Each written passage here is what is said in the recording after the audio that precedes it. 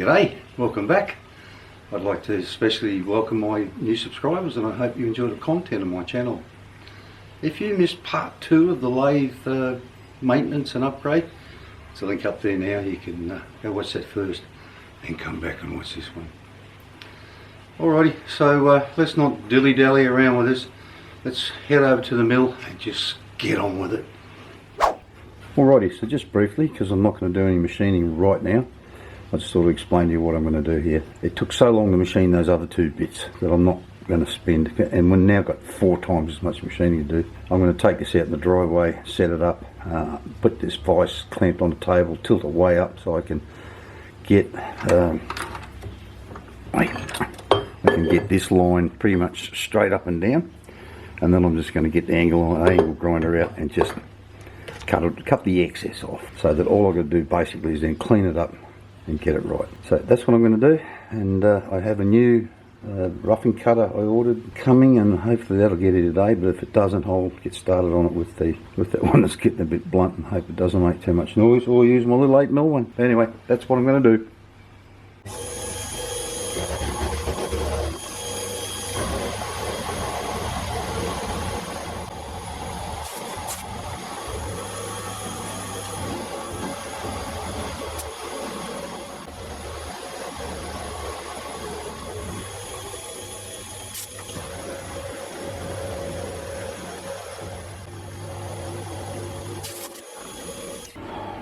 Well, cutting those off this morning saved me hours of machining today, but today's been stuff around day. I didn't actually get started on machining this until after lunch, until about 1 o'clock, because I just got stuffed around by immigration and this morning, and I've been there twice today, I've been in the bank twice today, and then I just got started into machining this. My wife comes out and says, "Go and get your daughter from school, but she's sick." But anyway, so that's only taken me, I don't know, half an hour or more or so to knock that over. But it took an hour and a half to do it the other day. You may notice a little bit just here that hasn't touched it, because I kind of stuffed up as I came down here with the blade. I tilted it over too much and took too much off here. Up this end, up the far end up there, and this down here. Up this far end up here, I had that machined all the way across in under a millimetre. It's taken 2.5mm to get down here, and I'm still not completely touching it. This is red hot. Oh Jesus, can't even touch it, so I can't change the tool for a while that it cools down. I'm contemplating having to move the whole thing across and fly cut it, because this is as far across as I can come, so I can't get the fly cutter in there. Or maybe because this is still that blunt one, putting a 3-flute 12mm end mill in there, which is pretty sharp, and running over it with that. I'll move the camera. When I decided to make these 2 things the other week, I didn't even contemplate using them on this, but I'm so glad that I made them, because that was, I don't know whether you noticed, it was a lot quieter than it was. And I've also taken the base off this, which gets it lower down on the table. It's bolted straight to the table. But anyway, I'm going to let all this cool down a bit. I'm going to have a break, and once it's cooled down, I might have a look at put the fly cutter in and just run the fly cutter over that.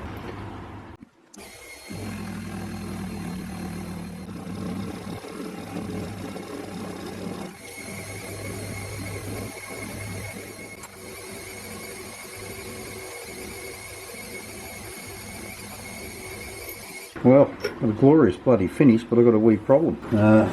When I'd finished cutting it with the roughing mill, I checked it and it was pretty much bang on 60 degrees, but I just measured that and it's about 59 degrees.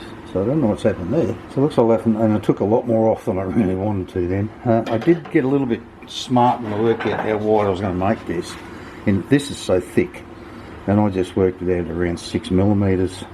And I thought I'll leave this till last, and once I've got all this machined up, I'll work out just how thick this bloody thing needs to be, and then I'll just machine it down to the right thickness, so I don't have to get too fussy about the width of this. But I'm a bit peeved that that's only 59. Anyway, it's late in the day and I don't want to carry on anymore. It's gone 4 o'clock, and I don't like doing stuff after 4. I don't want to piss old mate off. I have mentioned him for a while, but he's wheelchair bound now. They tell me that he's diabetic and in danger of losing one or both of his feet, and I saw him bring him home the other day. Maybe he's in a wheelchair, so maybe he's already lost 1 or 2, so don't want to be pissing him off too much. He's probably pissed off enough already.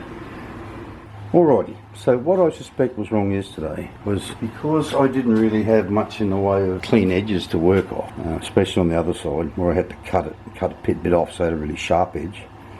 I just used the level box to set that angle there at 60 degrees rather than trying to work off the top bit at 30 degrees. When I checked it yesterday afternoon, it was at about 59.5 or 59.4 or something. And on top of that, I think the knot's still out a bit, because when I cut, you know, with the roughing mill, I'd have a little edge between each one. So I think it's leaning forward a little bit. So when you have 3 rows there like that, when you put the 60-degree protractor across it, it will still read 60 degrees. But once you run this thing over and take a full cut all the way across it, then all of a sudden it slopes down and then you shows it up as being wrong. So I've reset it all this morning. I've spent bloody ever trying to set this up. That's a little, just the mill edge along there, and I just very gently cleaned it up a little bit this morning, make sure there's no burrs on it. I've been playing around with it for ages, but this is as good as I can get it.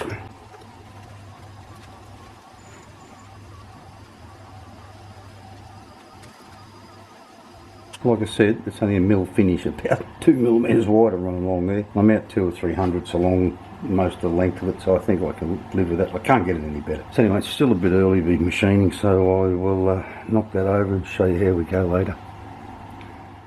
Alrighty, just did a light pass over there. It wasn't making much noise at all. I walked out to the gate and you could hardly hear the thing. You could hear the motor running more than anything else. Obviously didn't have the right angle of the dangle on the blade when I cut this one off either. I was hoping it'd be more like this, all the way up and down there, but it was only a 0.1 cut, so I'll take another 0.15 and see how we go.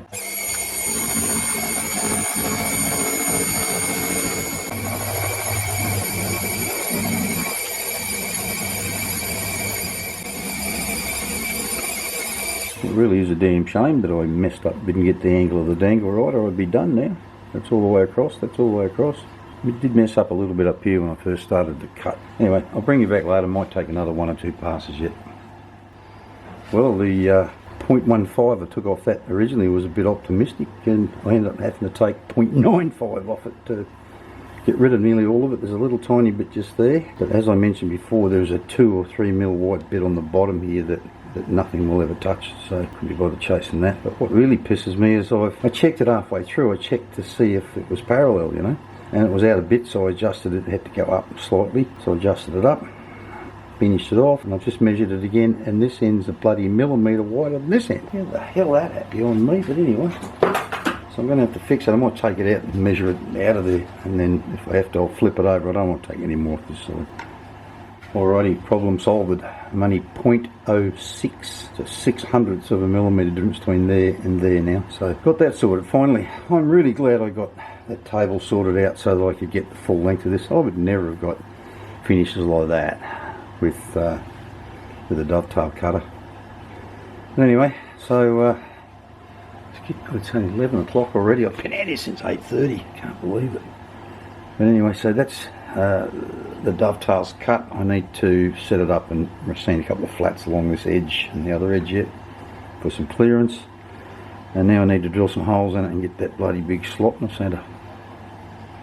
Alrighty, so while you guys weren't looking this morning, I've been a busy little beaver and drilled some holes in and marked it all out. I've got to cut a section out of the centre here, and I'm damn sure I'm not going to try and mill it all out. So I'm going to try and get this hole saw through there, and then I'll take it back out the front, get the angle grinder out and try and cut that piece out of the centre, and then I'll bring it back over and finish machining it up. But just for the time being, I want to put a nice flat edge along here for a bit of clearance.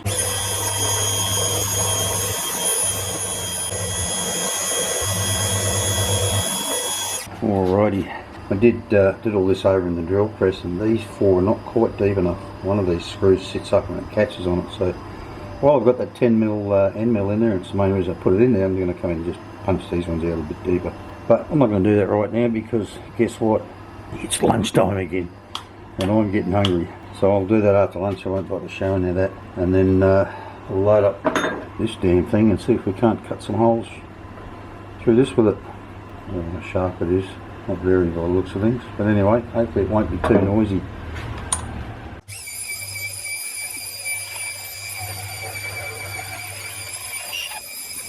Man, what an ordeal that was. That took forever to cut that down through there. I got the stage towards the bottom. I had to take the drill out to give it some more clearance up inside to a swarf and shit, but eventually got through. It wasn't too noisy, which is a good thing. I won't bother trying to video this one. I'll come back to you after I've cut that one out and then cut the centre out when it's ready to machine the centre inside here. Alrighty, thought I was going to have to resort to something really primitive like a hacksaw for a while there to finish the cut so I could get that out of there. Managed to get there. Right, now just going to clean up this slot a bit.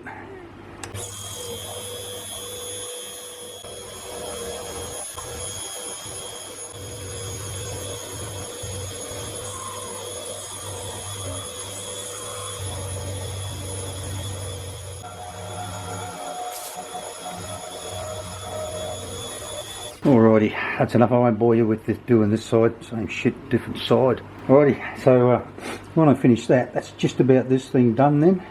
Tomorrow is No Noise Sunday, so I think I'll just spend the day polishing up these two faces and getting them ready, because we're just about done with this one now. Although I do have to flip it over and machine about a bit out of in here for the lead screw to pass through, but I won't bore you with that one either.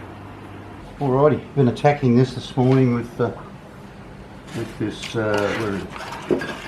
piece of granite, black granite I left over from our kitchen when we did it up. Progressively finer bits of wet and dry, and then I just ripped out a bit of this stuff, this compound cream. Gave it a bit of a polish with this. That's nothing more than a felt pad. It's come up pretty nice. Still a couple of little swirl marks in there from the fly cut of it. Hey, like I keep saying, that'll keep some oil in there. Right, so I'll knock it over, do the other side. I'm going to have to redo the one in the top, because the one I polished up, because I ended up re-fly cutting that because the angle wasn't quite right on that one either. Suffered the same problem as the other one here that was 59.5 degrees or whatever it was. But we're getting there. Alrighty, so this is my last attempt to get some sort of a decent finish on the top of this. So let's go.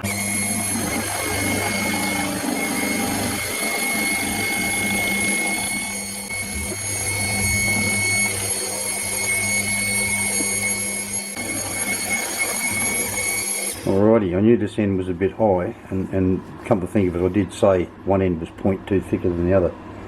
So I didn't expect that though. If I can get that sort of finish up and down, I'll be happy.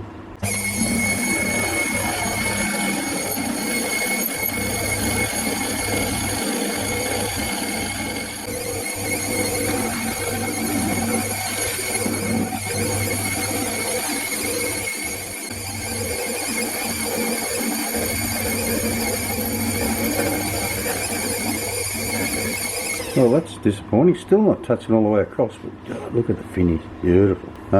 I'll leave you here for a sec. I'll turn it off. I'll make one more pass and I'll bring you back. I truly don't know what more I can say, but have a look at that.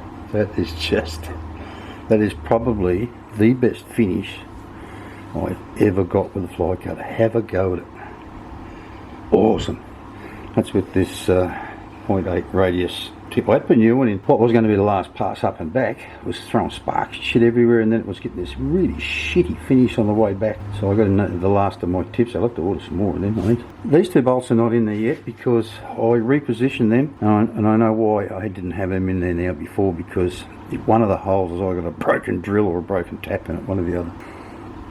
But I don't want to drill these two until I've completely aligned this, fit all that up, align this with the backing for the backing plate for the chuck to make sure it's running true across there. Then I'll drill and tap these two. But that's that for this thing now. This part of it's all done. Got this hole in here for the lead screw to go through. So we're kind of on the home straight, I think. That piece of brass I was going to machine up for a gib. I don't know what I've done with it, but that's the end of piece off the end of it.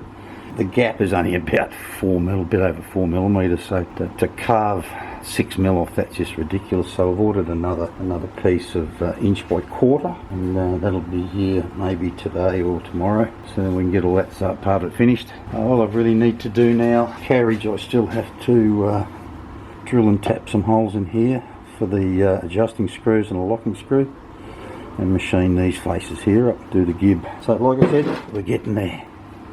Alrighty, so this lump of brass I've been waiting for has finally got it. We'll get in and gonna knock it down from 1/4 inch down to 4.85 millimeters.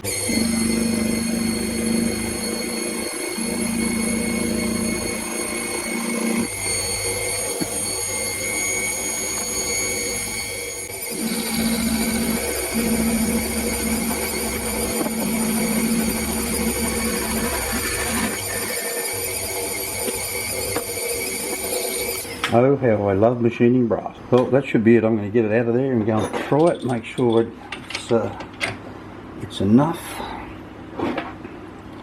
And then if it is, the next step will be to get the tilt vise back on there and machine some bevels on it. Well, it's actually a little tight, so I better take one more light pass off that.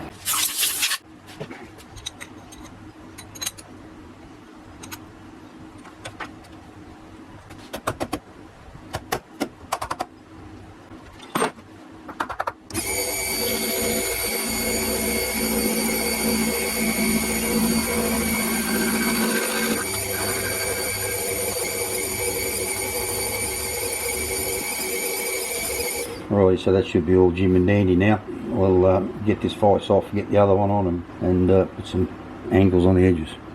At this point in the video, I'd like to thank my patrons once again for their valued support. If you'd like to become a patron, there's a link down in the description. You can join up there and toss me a couple of dollars every week, because every little bit helps. If you don't wish to become a patron, there's always buy me a coffee. There's a QR code there on the screen you can scan now. Or if you don't want to do either of those things, you can use that thanks button down there. Alrighty, slight change of plan. While I've got this vise in here and all trimmed up, I might as well get all this stuff done instead of taking it off, putting the other one on, putting this one back on. It just takes time. So I'm going to clean this up and drill and tap the holes in here I need for the adjusting screw and the locking screw, and then I'll get that one off and put the other one back on the bottom and clean that one up, and then I'll clean up the ends, make sure it's all parallel here, and then we'll put the other vise back on and do all the other stuff, do the angles on the brass.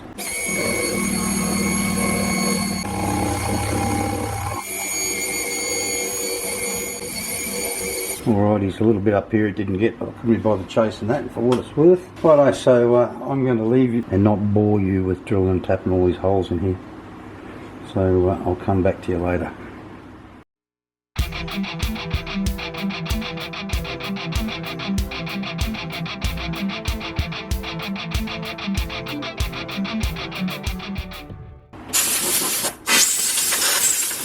Alrighty, so that's all those drilled and tapped. These are all M5, and that's an M6 for a clamp screw. Alrighty, getting a little late in the day. I think I might do the one on the other side tomorrow. You know, it's damn near winter and it's still stinking hot here. But then again, I moved here saying that I was looking forward to an endless summer, and I'm getting one.